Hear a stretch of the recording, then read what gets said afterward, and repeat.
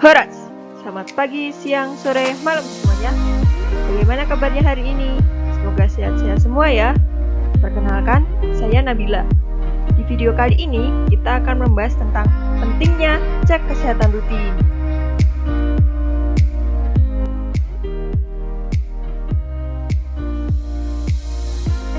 Mengapa sih cek kesehatan rutin itu penting? Cek kesehatan rutin berfungsi untuk mendeteksi dini suatu penyakit, khususnya penyakit tidak menular, seperti diabetes, hipertensi, dan lain-lain. Kemudian, cek kesehatan rutin berfungsi untuk mendeteksi dini faktor risiko sebelum timbul masalah kesehatan. Deteksi dini dari penyakit akan mengurangi beban sosial dan ekonomi dari para pasien karena penyakit yang terlambat untuk dideteksi serta akan meningkatkan peluang untuk sembuh. Selain itu, cek kesehatan rutin juga berfungsi untuk mengurangi risiko komplikasi dengan memantau kondisi yang ada. Jadi, cek kesehatan tidak hanya dilakukan saat kita sakit saja, namun sebaiknya juga dilakukan secara berkala. Di mana kita bisa melakukan cek kesehatan rutin? Beberapa cek kesehatan rutin dapat kita lakukan sendiri di rumah. Contohnya seperti sadari atau pemeriksaan payudara sendiri.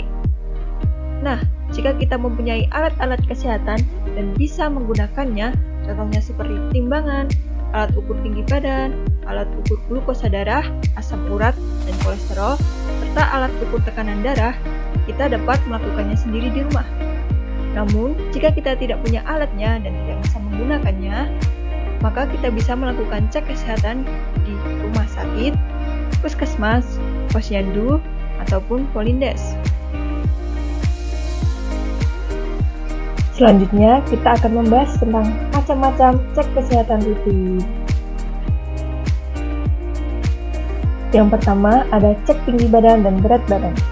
Mengukur berat badan dan tinggi badan berguna untuk mendapatkan nilai indeks massa tubuh atau body mass index yang digunakan untuk menentukan apakah berat dan tinggi badan Anda ideal atau tidak.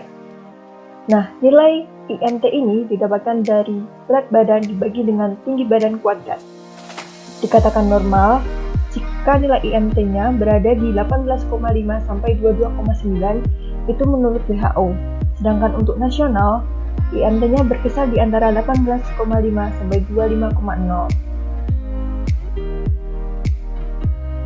Yang kedua, ada cek lingkar perut. Lemak yang berlebihan di perut dapat memicu masalah kesehatan serius seperti serangan jantung, stroke, dan diabetes.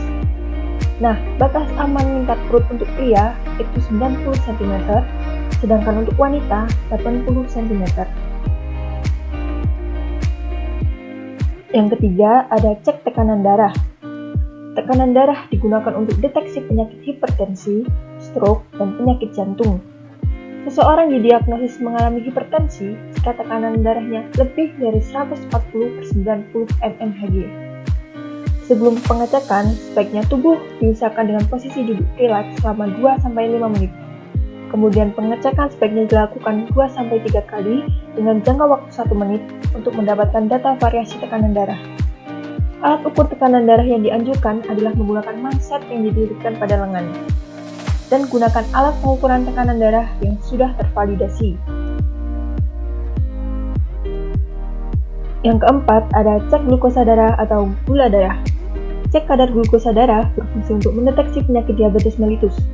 Diabetes terjadi ketika pankreas tidak menghasilkan cukup insulin atau ketika tubuh tidak dapat secara efektif menggunakan insulin yang dihasilkannya. Insulin adalah hormon yang mengatur gula darah. Seseorang dikatakan memiliki diabetes jika nilai HbA1c-nya lebih dari sama dengan 6,5% serta gula darah puasanya lebih dari sama dengan 126 mg/dl. Yang kelima, ada cek kolesterol total. Kolesterol merupakan senyawa lemak yang diproduksi oleh berbagai sel dalam tubuh. Pada dasarnya, tubuh membutuhkan kolesterol untuk tetap sehat. Namun, tingkat kolesterol yang tinggi dapat meningkatkan risiko penyakit jantung, stroke, dan buruknya sirkulasi darah. Kolesterol total adalah pengukuran dari kolesterol LDL, HDL, dan komponen lipid lainnya. Dikatakan normal jika kolesterol total kurang dari 200 mg/dl. HDL adalah kolesterol baik, sedangkan LDL adalah kolesterol jahat. Yang keenam, ada cek kadar asam urat. Asam urat adalah sisa metabolisme zat purin yang berasal dari makanan yang dikonsumsi. Jika tubuh dalam keadaan normal, asam urat itu akan dikeluarkan melalui kotoran atau urin. Namun, jika ginjal tidak mampu mengeluarkan asam urat, maka yang terjadi adalah kadar asam urat dalam tubuh berlebihan. Asam urat tadi kemudian terkumpul pada persendian sehingga menyebabkan rasa nyeri dan bengkak. Kadar asam urat dikatakan tidak normal atau tinggi jika lebih dari 7 mg/dl pada pria dan lebih dari 6 mg/dl pada wanita. Yang ketujuh, ada cek tajam penglihatan. Deteksi dini gangguan penglihatan dapat dilakukan melalui metode hitung jari atau tumbling age atau Landesi atau Snellen chart dengan jarak 6 meter. Hal ini bertujuan untuk mengetahui apakah mata kita masih normal, minus, atau plus. Yang kedelapan, ada cek tajam pendengaran. Deteksi dini gangguan pendengaran dilakukan dengan tes Rine, Weber, Schwabach, dan Lee. Tes ini dilakukan dengan menggunakan kaput ala yang diketatkan di sekitar telinga dan kepala pasien. Yang kesembilan, ada cek arus puncak ekspirasi atau APE. Arus puncak ekspirasi diukur untuk menilai fungsi paru-paru. APE adalah aliran udara maksimal yang dicapai selama ekspirasi paksa pada waktu tertentu. Bila nilai APE baik, maka fungsi saluran napas terutama dalam mengeluarkan CO2 juga baik.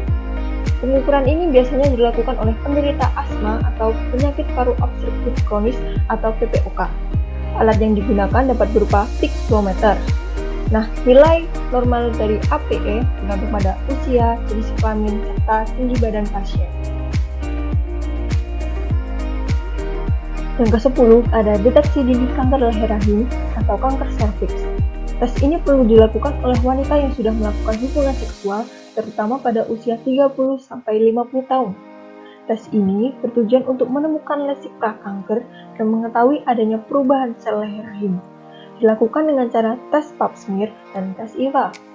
Tes pap smear dilakukan saat keadaan tidak hamil dan tidak menstruasi. Untuk mendapatkan hasil yang terbaik, sebaiknya tidak berhubungan intim minimal 3 hari sebelum pemeriksaan. Sedangkan tes IVA dilakukan dengan cara mengoleskan asam asetat pada leher rahim.